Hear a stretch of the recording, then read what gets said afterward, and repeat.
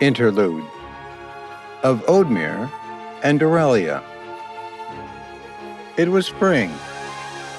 "And what a beautiful spring," said Odmer, sitting upon grasses and lilies with a beauteous fair. "It is the most beauteous I have seen," said she, and Odmer to her, "Yes, my fair Dorellia, though it yet equals thyself." Dorellia blushed and rolled onto her back. The sunlight-lit ether showered her with warmth through boughs and leaves, and though this place was Aletha and dangerous, she cared not, for the warm breeze wreathed them in security and warmth that caused them forgetfulness of the dangers of nature. The birds that hid away within nests and near puddles of water chirped and sang, and too did Dorellia begin to whistle in harmony. Odmer brushed back his hair and rolled to her upon the grass and held her arm. So she turned to him and kissed his lips with a touch like elder down. Then she smiled and gently pecked his nose. "I am lucky to be here," she said, and Odmer laughed. "I must admit, my fair lady, you are the first to say this. No one is lucky to be forced within a place such as Aletha." And she said to him, "Perhaps, though if it were otherwise, I would have never met you, my love." "That would have been a tragedy, I know." Odmer smiled back at her and planted a yellow lily above her ear. "No offense, my Dorellia, but now I must admit that you are more beautiful when you have nature festooning your hair with its colorful flowers." She smiled and grabbed him by his elbow. Her finger met her lips as she blushed with mirth. "Am I your first love, O Odmer?" Hesitant to answer, he lost his smile and rolled onto his back. "I wish it so, but nay, thou art not my first." "Then who, pray tell me? I would like to know. Was she more beautiful than me?" Odmer looked into her eyes. "No, she was certainly not." "Tell me of her, then. Verily I am curious," said Dorellia. She shook his shoulders forth and back. "Aye, very well I shall," answered Odmer. Facing her again, he continued, "She was blonde, and she was tall and strong. Her name was beautiful and swift, though light on the tongue as her skin was soft to the touch, though she loved another." Dorella's eyes widened. "She loved another? Who did she love?" "She loved a good friend of mine, whom I shall not name. Still, she loved me the same, however choosing him to marry. Now pray do not stop me, for this tale is long, and I shall suffer no repeating." Odmer cleared his throat. "As I was saying, she loved me and him equally, even though it was I who saved her from a great storm. In time, she would birth two babies, the first being the son of her other lover, and the second being mine. Now, I prithee, do not speak this tale to anyone, for her other lover does not know the truth of this. His account tells him that both children are his own." Odmer let forth a sigh and put both his hands upon his belly as he stared deeply into the sky and its clouds. "We would share our love in secret when there were no eyes to see us and no ears to hear us. When she had her first son, I raised him and parented him while his father was gone. He was a beautiful boy. His hair was brown, like thine, and he always had a smile like a crescent moon. I still remember his gentle nature and hearty laugh. Things amused him so easily." Odmer paused. "And I still remember the day he died."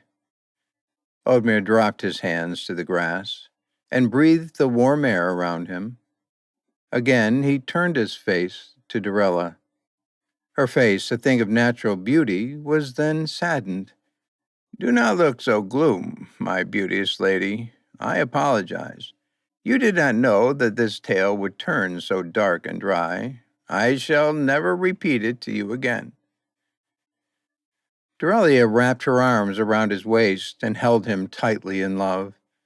"Nay, it was I. I should have known better than to delve into your inner wounds." She put her cheek to his. "And I grieve for your son's mother. But she is not here, and now you are mine." Thereupon her final words became a whisper and a breath of hot air as she kissed him deeply into his soul. Their bodies became one, and their limbs entangled into a coil of their affection. But as their hearts began to beat in tune, from yonder they heard a terrible sound that checked their love. From this sound 100 whistles of frightened birds issued forth, and from thence they flew far and fast in fear. Again the sound was made. Odmer rose, and Dorellia followed with her arm cradling a breast. Together they trekked through the bushes and burrs, and as their path became thick with these nasty plants, they began to find upon the earth white feathers that warned them of death. 10 paces more, they heard again the sound that rattled their ears and caused them pain. And thence, aside a tree, was an owl with a broken wing. It was small and could do them no harm, whether great or lasting, though yet it put fear in them. But Dorellia, with greater kindness than bravery, approached the beast. However, it attempted to escape. She lifted it, and it spat and flapped its lame wing in horrible fear. Its head turned left and right, and it attempted to lash her severally with its sharp tails that were dangerous like many talons. Thereupon, after gaining notice of its great distress, Dorellia lost her fear for the animal and stroked the back of its head. The owl, with 4 eyes that were black like pitch, calmed, and it quieted. Dorellia put it closely to her heart as she turned to Odmer with a great smile. The night soon came. Ashlar, Esmond, and Elmarsh shone bright like 3 raging stars in the heavens, burning like meteors cast down upon growing life like the issued wrath of gods, and so there was light. In this moonlit darkness, Dorellia hid the owl beneath her bosom and under thick accoutrements, appropriately only for winter. And heedless of Odmer's counsel to slay the beast, she hid it in a chest within his room. Odmer followed her and barred his door. Quoth he, "You are mad, Dorellia. This thing shall eat us in our sleep. It's dangerous, it can't be trusted, and it should be found—" "Hush, my Odmer," said Dorellia. She whispered with a warm breath that made her sins seem light and hearty. "This is a babe, don't you see, and can do us no harm. And pray, see that it is hurt." The owl breathed heavily and continued to scan its surroundings. It seemed to Odmer more in fear than calm. "And what are you to do? Mend its hurt to health?" "I shall. Could I?" "You shall not," said Odmer. His gaze that was fire looked down upon the bird he was charged to slay, and though such hideous creatures struck him with fear, his anger began to pass. "Dorellia, I'm sorry for my sudden anger and harshness. Your kindness is too great, that it even spreads to our enemies. But see that what you are doing is ruthless and can get us both killed. And what then should you mend its wounds? It would be released and come back again to devour us. Such is the payment for our fruitless task of aiding such a beast." Dorellia finished wrapping the bird in her sheets and began to undo her braids as she turned to her love. Said she, "Or perhaps it shall thank us and never wish harm upon us again." Dorellia, that is mad. Is it a worse thought than slaying it, or making war with its family? She bent over again to feed the bird crusts, which it ate hesitantly. And thought you of this war, by the way? Why do we fight it? We have made no progress within a decade's time, save build this city. Odmer's shoulders relaxed, and upon so he slouched over his bed. Dorellia stood aside him and placed upon his shoulder her fair hand. She continued, The war of the wolves is over, Odmer. It has finished. What more land does the house of Arnott hope to obtain? How many more deaths must they cause just so they have more places in their possession to fly their banners and flags? Weeks then passed until the month of Empens and the first day of summer was born. Dorellia mended the owl's wing to almost perfect health and kept it alive within Odmer's quarters, where it was safe. It was, however, made dumb by a band placed around its beak. The bird would come to be named Lamewin by Odmer, which was short for Lame Wing, though at some times Odmer would call him Joywind for the beast's merry and welcoming attitude when seeing its masters return from a day's labors. The horrendous creature, which was seemingly born with frightening aspirations to maim the flesh of men and women, thus became kind, and furthermore harmless to Odmer's race. However, it was on a dark and grievous day when Odmer returned to find that his door had been broken open.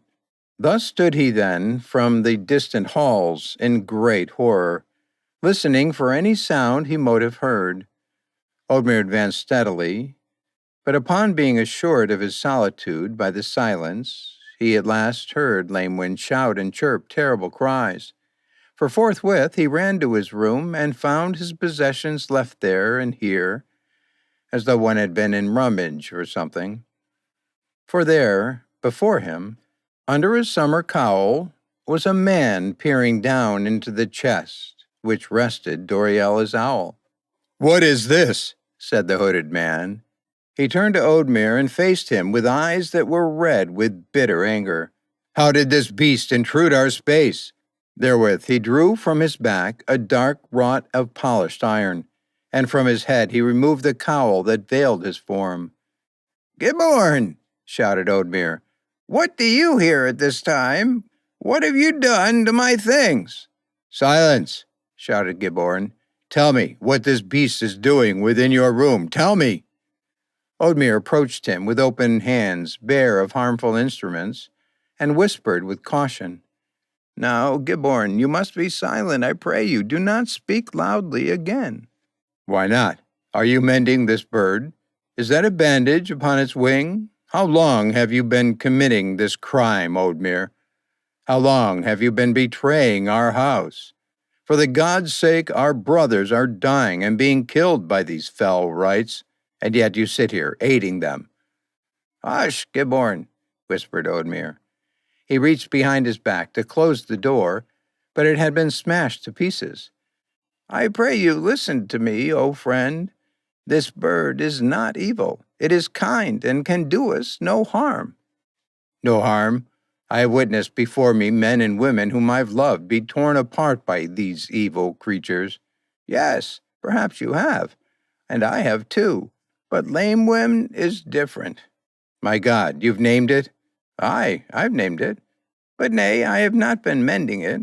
The work of this bird's healing was—" Odmer paused. Was whom?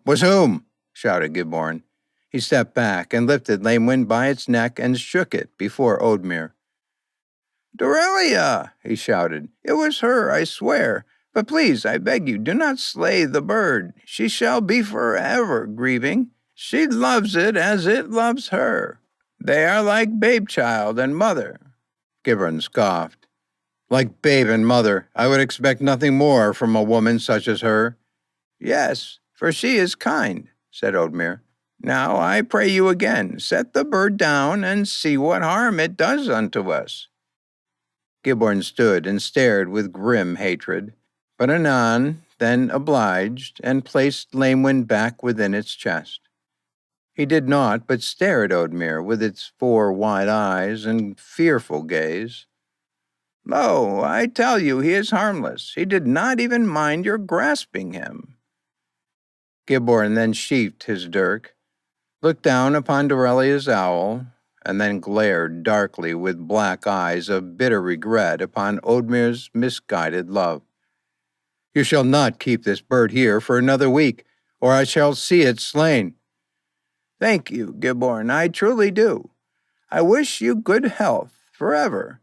But I request you, do not let any other know of my secret work here. I am ashamed as I am, without also losing more than just thy respect." "I won't," Giborn agreed. "I shall leave you here in private to amend your disorganized place, and I shall retrieve for you your love so that she may know what has happened here today. But now, I warn you again, if a week has passed and your precious Lamewyn is still here, then I will make you kill him myself." When Dorellia learned of Odmer's grim tidings, she wept bitter tears and hugged her bird tightly against her so that she could feel its warmth upon her. Lamewyn flapped his mended wings and stared back into her eyes with an almost curious nature, but did not struggle to be freed. "Oh, my sweet dove," said Dorellia, "what grim days for you that we live in, to be cast from your home against your will into a darker place. I woe for you. What a sentence for a crime you have not committed. You shall be with your family and kind, I suppose, but you shall be made dark by their biases, for they have known naught of the kindness you have received by me this moon." Thereupon Dorellia's tears greatened, and her words became thick with grief, wherefore she could not say more until dawn. And so dawn came. "My Dorellia," said Odmer, "I see you now there beside me with Lamewyn at your breast. That was once my seat, if I recall." They both smiled whilst abed. "And it shall be thine again, my love, O Odmer," said Dorellia. "But for now it has been usurped by my other love, O Lamewyn." Her bird casted upon her its joyous mien from its terrible eyes and skull, and she removed from its beak the band that kept it mute, for her trust of him was great. "But soon now, I fear," said Dorellia. "You must go, my Lamewyn." Another hour would pass for grief and woe, but after which they came to the forest in which they first found their feathered friend. There they opened the chest that was his small home and bed, though he did not fly. For sitting there in what they had transported him in, he sat still, yet understanding the unfortunate departuring he was required to partake in. "Go now, Lamewyn," said Dorellia, but he did not hearken. "Go now, I say. You must leave, though I hope you fly to me again whenever I am within these groves." Though still he did not hearken. And for this, and his inadequate ability to understand her commands, she fell with woe. "How could one expect a child to leave its mother?" said Dorellia.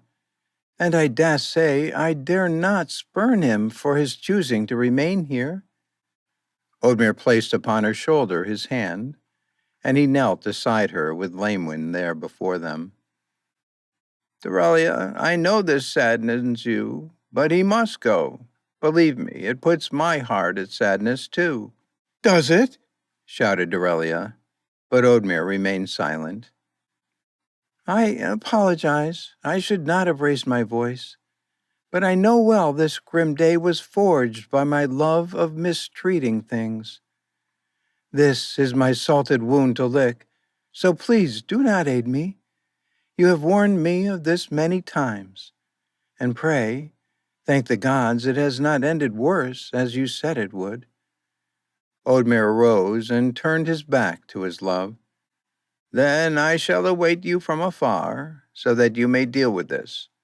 Come to me when this is done, said he. And so Odmer did as he bade himself, and waited. During that time Dorellia hugged again Lamewin, her bird, but no matter what she did to him, no matter what sour thing she said to him, he followed her. So, with no hope of seeing Lamewin leave her side, she cut from her scalp several threads of long auburn hair, and braided it into a single rope to fetter her owl's talon to its branch, so it could not trail her. And so she left, not turning back, for the image of her healed child's panicking and frightened state put greater grief in her than her heart had ever known. He shall in time gnaw himself free, I hope, and then he will be gone, said Dorellia unto herself. This deed she did not tell to her love, for she knew it was cruel. But whatever so, they returned to Aletha with new demons upon them.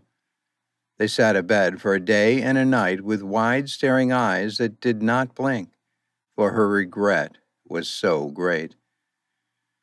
And upon the overmorrow, to her great crime, a storm chanced upon her city. It rained loudly, and the wind blew so harshly that even great stout men could not stand outdoors without hobbling left and right. Staring without her window, she thought of nothing but her precious love, and so with tears she arose from her sanctuary and ran into the storm with hope of finding her Lamewin. Whereupon shouted Odmer to her, Dorellia, whither speedst thou? But though she did not answer him, he knew for what she ran, so he followed her. The many that they ran past gained awarenesses of their sudden drama, and so they watched as Odmer and Dorellia ran into the forest on such a dangerous day. They did not follow them, but soon Odmer caught up with Dorellia's haste, and he found her undoing the horrible rope she had bound Lamewin to. So shouted she, with thunder and clapping rain upon her, My sweet Lamewin, oh, forgive me, I am sorry. This shall not be done again. With shock from what he was seeing, Odmer clasped his hand to his crown and looked back, for the winds were growing greater and harsher. Dorellia, we need now to return, or we shall be left here. But for the great loudness of the storm she could not hear him, but despite so ran back again to Aletha with her beast child under her garbs, and Odmer followed. They ran quickly, though their bodies began to reject their sudden haste, and so they were put in a heavy pant and slowed to a lame jog, and then a struggling walk, as they at last returned to the northern gates of their small city. But there they were not welcome, for as they stepped within, they were met with spears and swords pointed in their direction, and so they were bound. In desperation and confusion, Odmer clung to his love, though she was still forced apart from him and bound in iron, as he was. A great number of men and women came out from their safe and dry places to see their unrest, as they were heedless of the great storm that still showed them its great anger. Then, amidst the rabble and storm, Odmer shouted, What crime, and what for do you do this? Though his captors did not answer. And so thereupon he saw his love become gripped by unwanted hands, wherefore he became wrathful and again shouted the same 2 times more, though still they ignored him as they took from his love her owl. Then a voice from yonder said to him, So it is true, a bird lover is among us. Odmer turned, and his face became vile. Morgantha, he shouted, release my love, for she has done no crime, you petty whore. But she only laughed and forced them onto a stage where swung 2 lariats in the wind. For this sight Odmer became ill, and his meanness left him. They were placed there before friends and judged. Morgantha shouted to her people, These 2 I show to you, whom you love, I know. are not harmless and free of crime, as they might like you to believe. They are here for they do not ally themselves with our cause and purpose. They are menders of owls, lovers of our enemies. They trespass our sanctuary and fill it with the fell fowl that ravage and maim our sons, brothers, and daughters." Then the people gasped and whispered to the other, as suspicious folk would, for they did not abhor Odmer or Dorellia.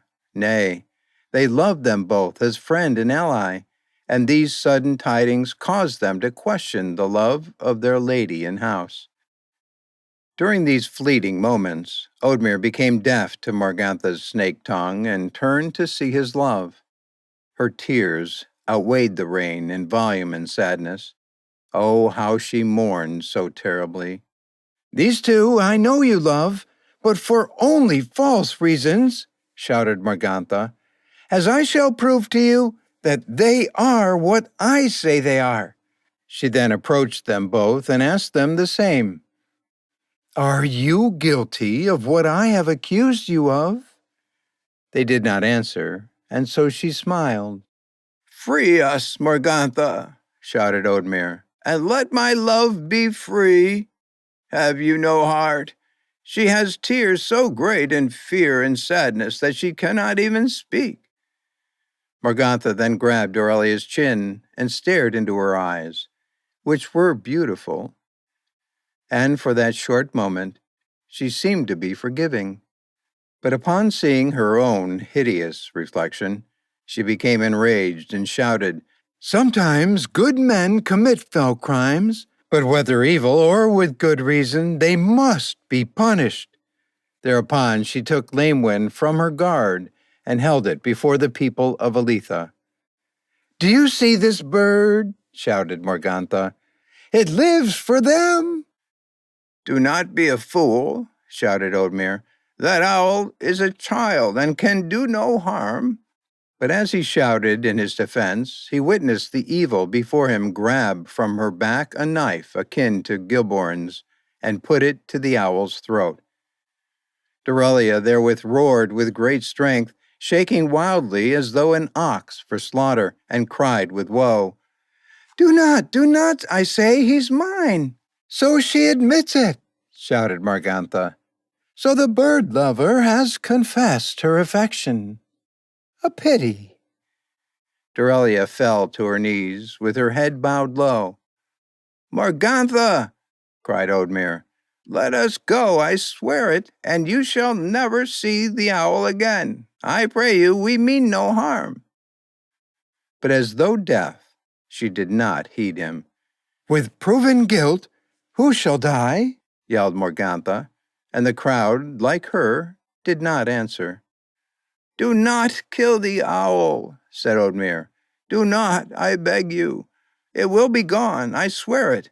Oh, I beg you, please. This entire thing was not done out of hatred for the Arnott, but out of kindness for things in need of aid. I pray, I pray." "And none have answered me," said Morgantha. "And so I assume that for this crime of treason, that both shall die." And so she then put her knife to the belly of Lamewyn, but afore harm was done, the lovely Dorellia cried again, "I volunteer myself to death, but I beg you let my love and child go." "My love, O Dorellia, do not do this." So the wind blew with unyielding grief, and Morgantha smiled. "Very well," said Morgantha. "May your will be done." "No, don't, I swear it. Slay me, let her live, slay me," shouted Odmer. "Where is Giborn? He shall show us the mercy we deserve. This crime was no crime at all, please." But despite his plea, Giborn was neither there nor near, and so he turned to his love, whom upon her face dripped tears upon a bright smile. Said she, "Odmer, my love, do not let their evil go." And therewith she was stabbed from behind and through the heart. Her final words became blank, and her beautiful form became limp. She fell onto the wood floor with a thud and died. Upon so, as her lifeless body hit the ground, the winds of the storm ceased to blow, and the rains of the heavens subsided and dried. Odmer awoke that night within a cell that was exposed to the wind, and with him was Lamewyn. Though he was spared, it was not out of kindness, but rather out of mockery. Sitting there with gloom and a heart too hard to grieve, he stared upon Ashlar, the red moon, and thought it nigh akin to the thick blood that seeped from the heart of his love that day. In his solemn darkness, he closed his eyes, but as his mind began to relax into a sorrowful slumber, the bars of his cage were rattled, and he was startled awake. "Odmer, I'm so sorry. Do not apologize to me, Giborn," said Odmer. "What happened today was bound to happen. I warned her of it the first day we met this blasted owl." He stopped to breathe. "But fie, Giborn, where were you? Why were you not there to save her?" "Odmer, I am sorry. I was out on a hunt." "On a hunt?" questioned Odmer. "You were hunting in that storm?" "It chanced upon me when I was already far and within its grasp. Never afore had I seen such wrath. It was as though the raging breaths of Octavius were seeking to punish us for some fell crime." "Perhaps he does not like us hunting the owls," said Odmer. Giborn sighed and kicked the dirt nether his boot. "That's enough, Odmer," said he. "I am here to set you free, and when I do, you must run, my friend, for they have feigned you their mercy, and Morgantha shall have you killed when none are watching. She is an evil woman, and so too is her sister. They are dark and filled with jealousy, and—" "I know this," said Odmer. "You and I have known this since the day you lost your son." Giborn then grasped the iron bars with sudden wrath and unlocked the door where sat within Odmer and Lamewyn. "You must go now, Odmer, before you are found." "But why? What do I have to live for? The world is bereft of fair love, and so shall I die." "Do not be foolish," said Giborn beneath his breath. "You have Dorellia's memory, and too do you have a fire within you that shall ignite our will to overcome our downtrodden selves. Together, my friend, we will rise up and end this war, but in doing so, we will be slaying something other than owls." Odmer smiled and arose. He grabbed Lamewyn and stepped without his cell afore heading toward the north gate, heedless of the danger. "Perhaps we will, Giborn. But where shall you go? You cannot stay here, nor, I doubt, will you live within the wild with that beast." Odmer stopped and turned to his friend, who showed more grief upon his soul than his own. "Nor can I return to Lakeholm, for they shall search for me there, I think. Nay, I shall take Lamewyn to his mother, I hope. Perhaps I shall be slain and eaten on the way, or perhaps I shall die too cold and hunger. I don't care. It's what Dorellia would have wanted."